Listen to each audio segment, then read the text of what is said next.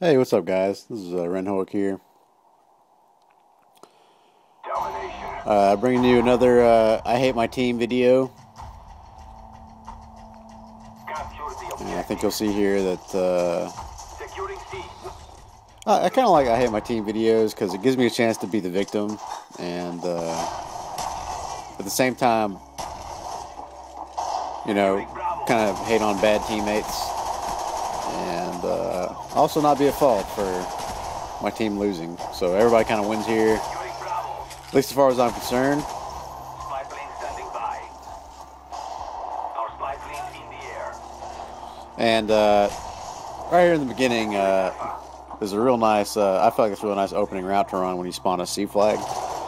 Just to run through there and, if you can, throw nades and, all your nades and stuns in that little doorway. Because that's pretty much the only way they're going to have to come through if they're trying to make a strong push towards the middle of the map. So, yeah, that was like 3 years ago when that happened, but the Securing B. point still stands. There's Captain B like a boss here. And I get fucked up from behind right here. So one thing I don't like about firing range is how random the spawns are. This is one of those circular maps, kind of like Hanoi, and it's always real hard to tell where an enemy is going to be. Heads up. Enemy RCXD spotted.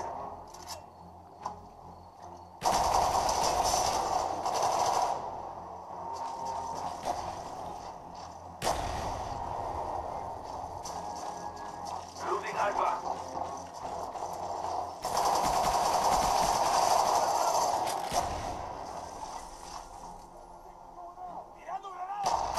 Losing B. Spy plane standing by. Our spy plane in the air. Losing Bravo. Ready to jam enemy radar. And that kid was really annoying the whole game. That McLovin 36 kid. I can't stand Flag Jacket and Second Chance combined together. It's probably the most annoying perk combo in the game, really. Because when they're capping a flag, you can't nade them. I mean, you can still nade them, do damage to them, but it won't kill them. And of course, they can still cap flags while they're in Second Chance, which I think personally is bullshit. I don't think you should be able to cap a flag while you're just laying there. It just seems kind of dumb. But yeah, Second Chance is a complete bullshit perk. I don't care who you are. Like, if you use it, you're a noob, and you ruin the game in a lot of ways. So if that includes you, then you're just gonna have to deal with it, because I really, I really fucking hate that perk. It really is nothing against you personally, but man, I fucking hate that perk. I really do. Spy plane standing by.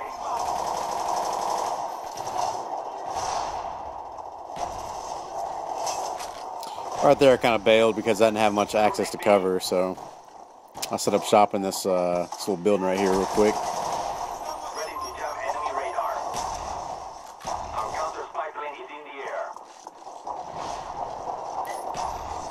And everything's going so well right now. Looking back at the game, I'm not sure how it, how things change the way they do. But, like I said, everything's going pretty well so far.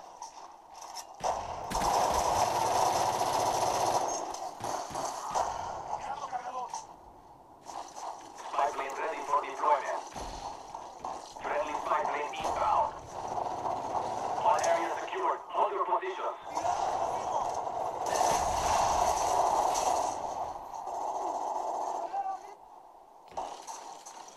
Right there, I got killed by a dude just sort of standing in place and shooting me. I'm not sure what that's about. Enemy napalm strike incoming.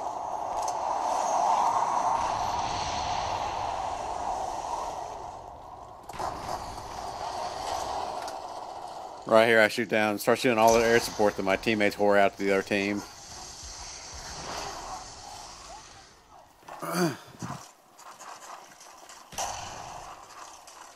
Yeah, counter spy plane is the one thing that I'll shoot down the instant it goes up, It's really really irritating, you know, when you don't have access to your mini map and your radar and stuff. So I think a real good rule of thumb, though, you know, if you're trying to help out your team and you know you care about the team winning in general, is to off your initial, you know, whenever you respawn, chances are that you're going to be spawning in a pretty safe area. So it never hurts to just kind of take a real quick glance at the sky and try to shoot something down, you know, whether it be a spy plane or a counter spy plane or what have you. So believe me, that helps out the team a lot.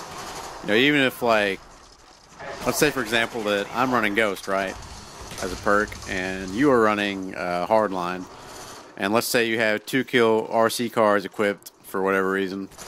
But anyway, let's say that you're running Hardline, okay? When I run around the map and you run like right behind me, you're blowing my cover because they will see your red dot on the radar, and you know they will plan and adjust for that. You know, even though they have no idea that, you know, that technically I'm coming around a corner, for example. You know, it's just a good idea. You know, I kind of feel like the impetus to shoot down air support is on people that are not using Ghost.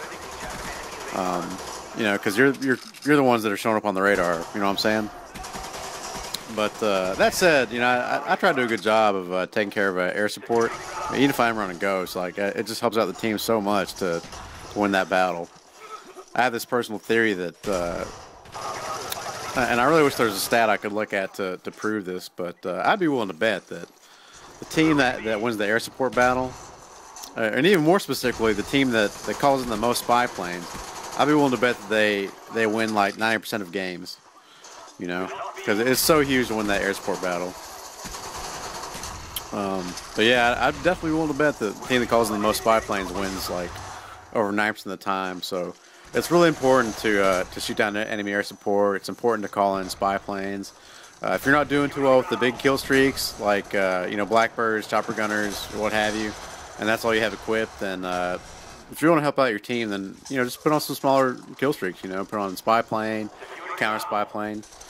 Another thing that always helps out is if the enemy has a bunch of air support going. You know, if you guys are getting shit on by you know, spy planes, you're getting radar horde, you're getting napalmed off spawn and everything. A real good idea is to switch to Ghost. You know, and I hate to recommend that because in many cases it can slow down the pace of the game. But an objective, it's just something that makes sense. It's something you need to do because it'll really help out your team more than you probably ever imagined. So, you know, not something I guess you have to do, but in general, like, if they have a ton of air support going, it's a real good idea to just switch to Ghost. Because it won't be long before you start getting Blackbirds and stuff up if you keep running out there and dying. So, and so yeah, we're just all of a sudden getting dominated here. Not sure exactly why, but I'm not too worried because we've got a 34-point lead, and so you know, generally when you're getting dominated like this, it's a good idea to take, you know, if you can, like in my case, I'm probably helping my team more by taking over this building and doing my best to kill the enemy, you know, rushing my teammates, more so than I would be just capping a flag. Because, for example, if I was there at C flag with the rest of my team, like, they would have continued to be rushing to C flag and probably killed us pretty quickly after we capped it. So, it's always a good idea to hold down power positions on the map. Or choke points, you know, whatever you want to call them. It's always a good idea. And given the fact that I was running Ghost anyway, like, there's a real good chance it could have been naded if I tried to help cap him there. So each class has a real specific role to it. And in the case of Ghost, generally the best idea is to stay the hell away from your teammates that are showing up on the radar and try to just control choke points, you know. If you're on a flash jacket, then it's usually best to clear out the areas around the flag if you can, then try to cap the flags. So, pretty no-brainer stuff.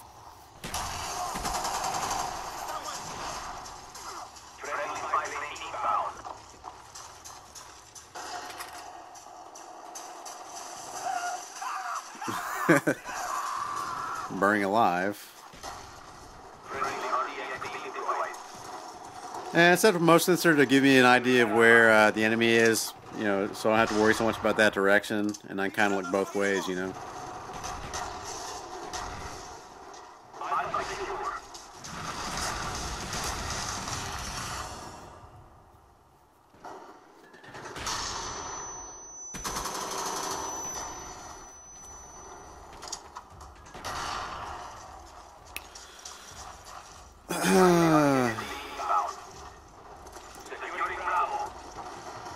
Yeah, I think I was really pissed in this game. I was, I believe, yelling into the microphone a lot, very profusely this game. And in my teammate's defense, at the end of the game, I noticed that it was 5-on-6.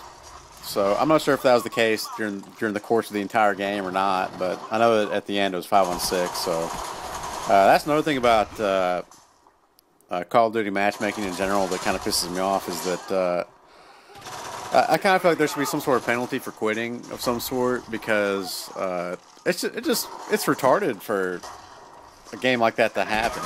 It shouldn't be able to happen where, you know, a team is outnumbered by the other. You know, it's just, I don't know. It's you know, objective. It's just unfair, obviously.